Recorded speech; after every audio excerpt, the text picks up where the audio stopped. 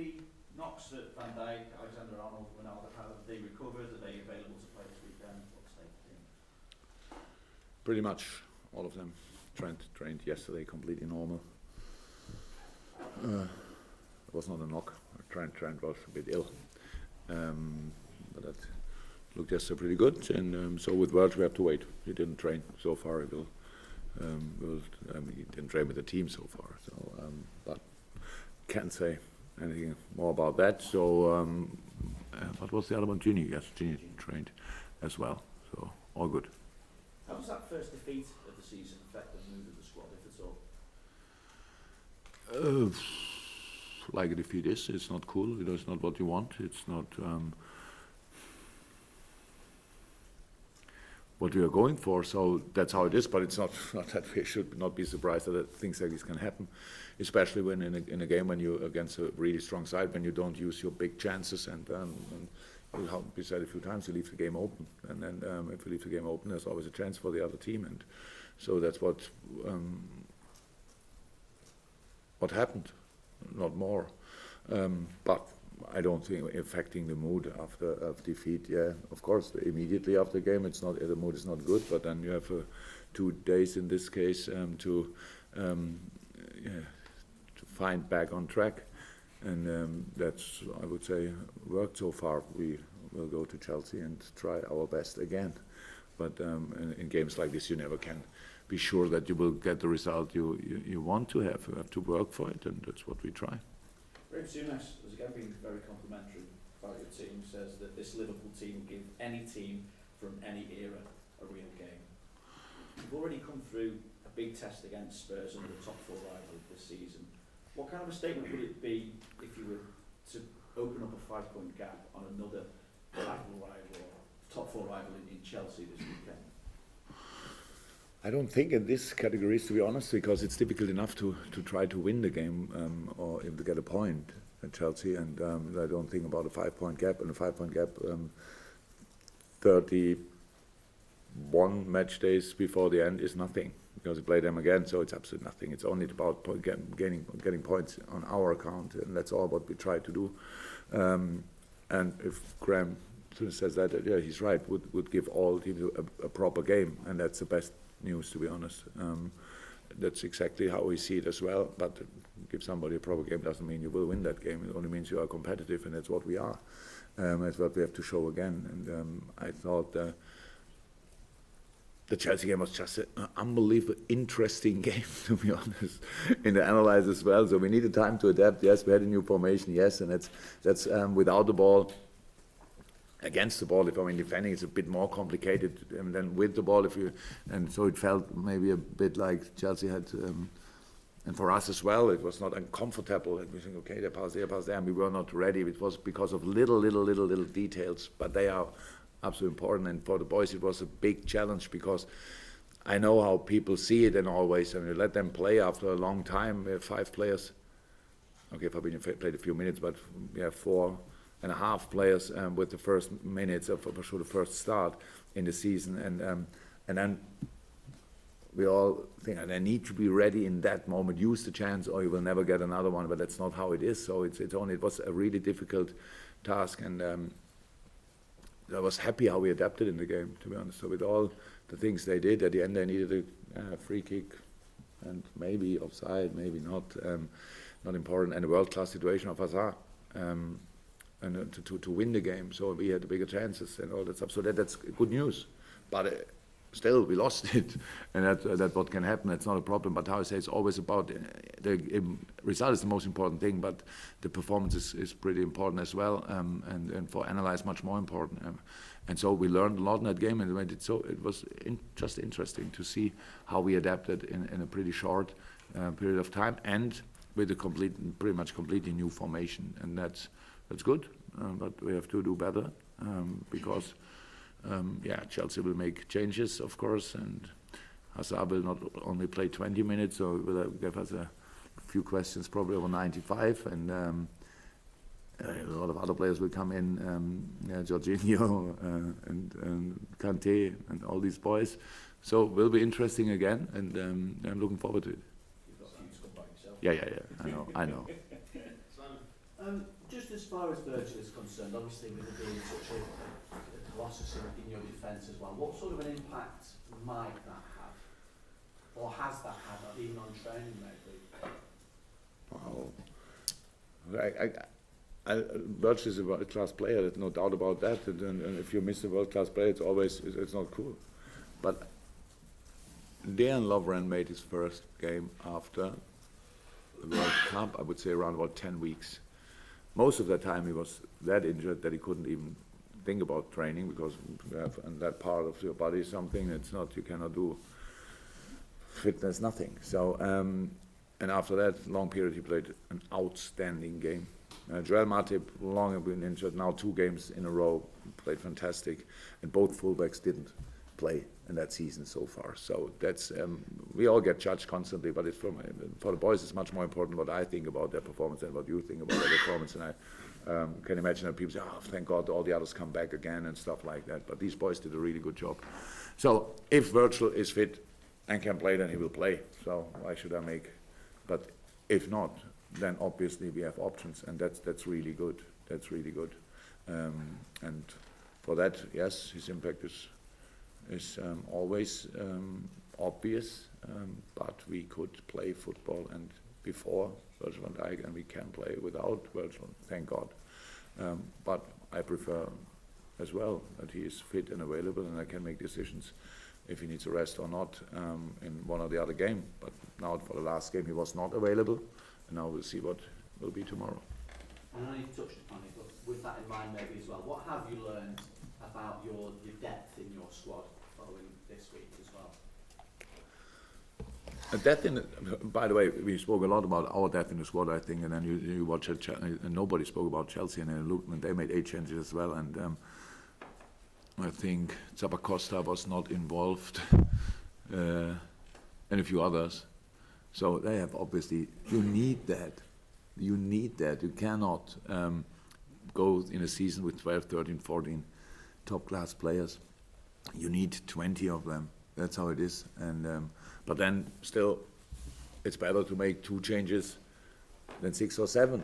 When we talk about rhythm and playing together and all that stuff, working together, that's of course. But I'm completely happy with the depth of the squad when all are fit. That's how it is, because it doesn't happen a lot that we have all available, but when they're all available, then the depth in the squad is really good, and I'm happy.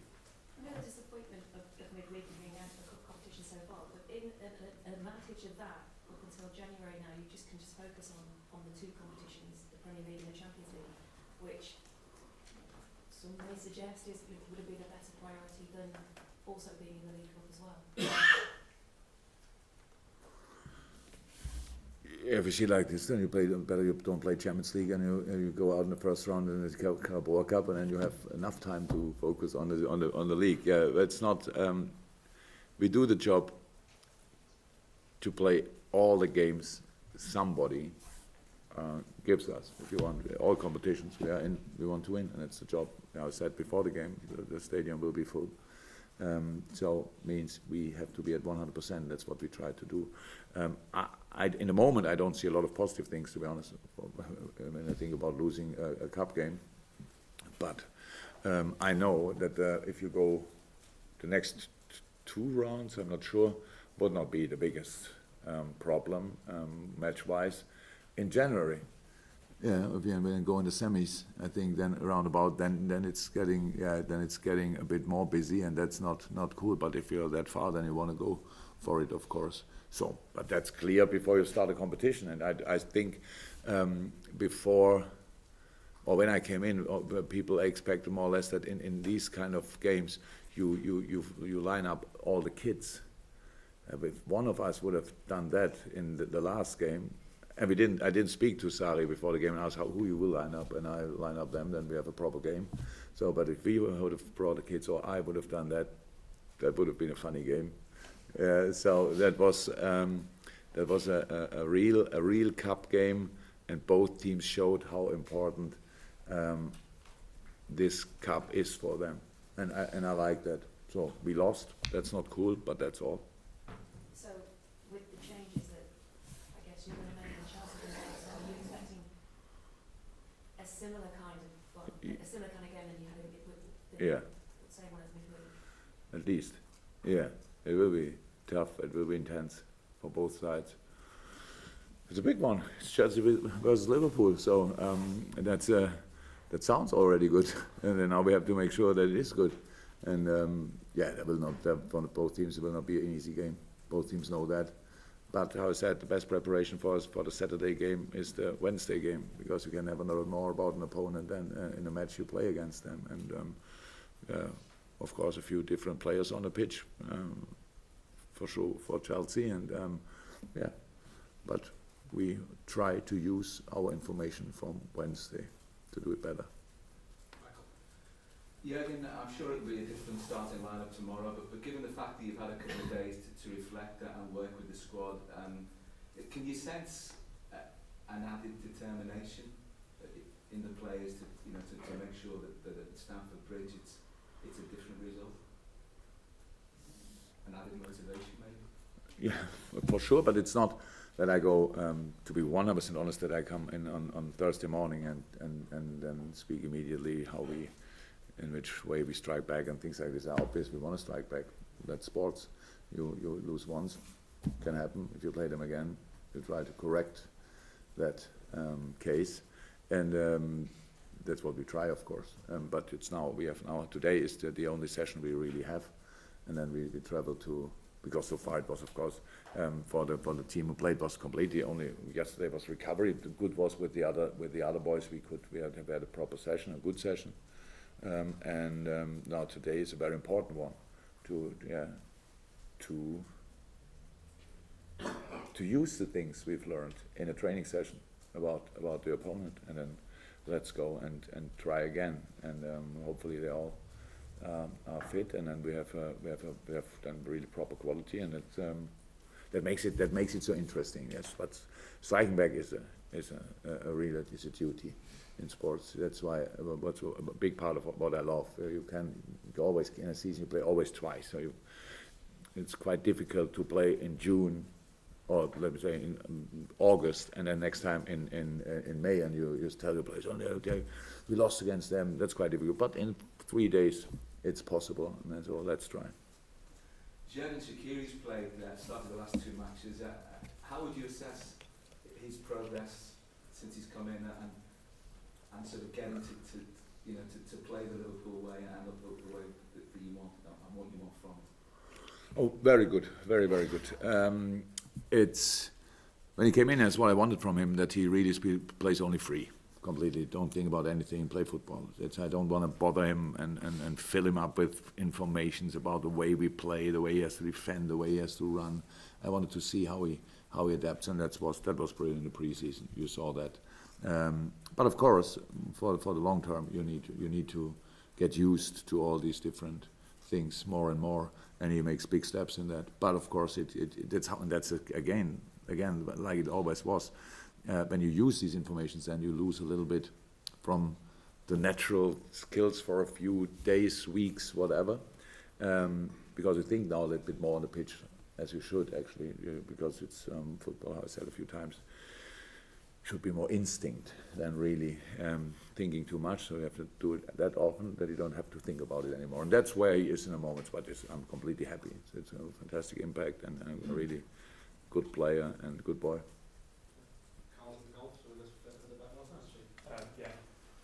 I don't know. Sorry, I don't know if German newspapers. I had an argument with Shaqiri on the pitch. I hadn't. Only to make it clear, I hadn't. He was only the first one who was involved. I met, and it was the second after the free kick we had, and I wanted to do it differently. But he was not. He was not even involved in the free kick. So, but it was only about that. You mentioned that was a good preparation playing them earlier this week. How important was it to get an early sight of Eden Hazard, and how highly do you rate him? To get an early what? Like an early sight of what Eden Hazard can do. Obviously, you know what he can do, but obviously did specifically not in midweek. How important was it to see what he can do? A couple of years ago, I think we played Chelsea. Yeah, Chelsea when Diego Costa and I mean they played obviously in a different system. The two strikers were then Costa and Eden Hazard, kind of very offensive players, and I know exactly how good he is. That night it felt like, wow, okay, we can defend all of them, but not him. Yeah, Eden Hazard is a special player, obviously, and he enjoys these 1-1 situations or 1 versus 2 or 3 situations. He enjoys that, so that's good. That's not. I didn't need that game to know about Eden, so that was already clear before. And obviously it's the start of like a particularly critical week. Do you think like it'll have a critical impact on the end of the season? Since the last international break, we knew that we face all these teams, and the boys did so far. We played Tottenham, PSG, Southampton, Chelsea. So we are halfway through, and so far we did really well. So we did really well, performance-wise, very well, result-wise, very well. Last one is now, that's how it is always. Obviously feels like it's the biggest impact, but I don't think so. And before we started that, it was clear that a game against Chelsea at Chelsea will not be children's birthday or whatever. That's pretty intense. And then you go to Naples, which is a tough place to go, and then Man City is coming. But we all know how these games were. Maybe we won them last year, but it was always nearly over the top what we had to do. So that's how it is. That's an interesting month, to be honest. So, but so far so good, and boys are fully in it and are ready to go, and then we have to see what we will. But the impact for the season, all games have impact for the season as much. It's all we don't know that in the moment, but we are quite positive. Let me say it like this: we are quite positive that we can get a bit of all these games. You spoke about learning lessons from Wednesday's game, and also about knowing how good and Hazard is one of the things that you talk to your players about is ways that you would go differently about maybe reducing his impact, and is that really stopping passes to him, or more sort of having a player almost really tight to him at all times? Yes, pretty much all of that. But is it stopping passes to Hazard? Yeah, good idea. Being close, also time good idea, but he likes that somebody's close, to be honest. Come on, we all know that we could have defended that goal that he scored. That's clear. We had 3 challenges. Yes, he did well, but he did that well because we won. It was a bit. We say in German, "Take you, I have him." So, and nobody had him really. So it's like I'm there, but another one is there as well, and then both didn't do the 100%. If we have one 100% challenge of 4 or 5, I think, and Hazard can't do what he did. So that's how it is. But that's not new. No, but he used the situation that always it was a little. Both players were a bit in doubt. Am I or are you? Well, yeah, we never want to do that. Never. It's always clear we need 1 for the challenge and 1 for the protection. And we had 2 for the protection, 3 times. So, and then I would say still not possible to score a goal really, but he did because of a perfect finish. So I can easily respect that, but no player is not defendable. That's all how it is, of course. But it's difficult. We are difficult to defend. If you give Sadio Mane the ball in the wrong space, then you cannot get him anymore as an opponent. It's not possible. So in all these things, we have these players as well. So it's good. But yes, we have to make sure that we close the right spaces. And if we have a challenge, we should try to win it a bit more than we did in that situation. It's obviously a lot of talk about Hazard, but how important is Jorginho in what Chelsea do on the side? Very. That's good, eh? Another, how do we defend Jorginho? Huh? So, and then we have these 2, and then Willian is there, of course, and Morata or Giroud. And then Kovacic is running with the ball like a Formula 1 car, and Kante, don't forget him. Oh, come on. That you cannot break. That's, yeah. They are pretty important, all of them. That's how football is. That's why I love that game so much, because they're all important. Isn't that nice? So, and they, in the best way, they are all important. Our boys are all important. So let's be important. Let's try to be very decisive. Let's try to be at 100%, and let's play football. Because when we played football, we caused them a lot of problems as well. We should not forget that we had the bigger chances in that game. I don't like talking about chances when I don't use them, but they were there. So they were obviously big, our chances. Sadio was big. I forgot after the game the two biggest chances, to be honest. When I spoke about the game, I forgot Sadio and and Daniel. How can you forget these chances? And that's if we score there, then we talk about exactly the same strength of the Chelsea team, but we would have won the last game. So let's try everything, to win that game. No, anything from you? No, Richard, anything? No, and Neil to finish. Good, thank you. Welcome.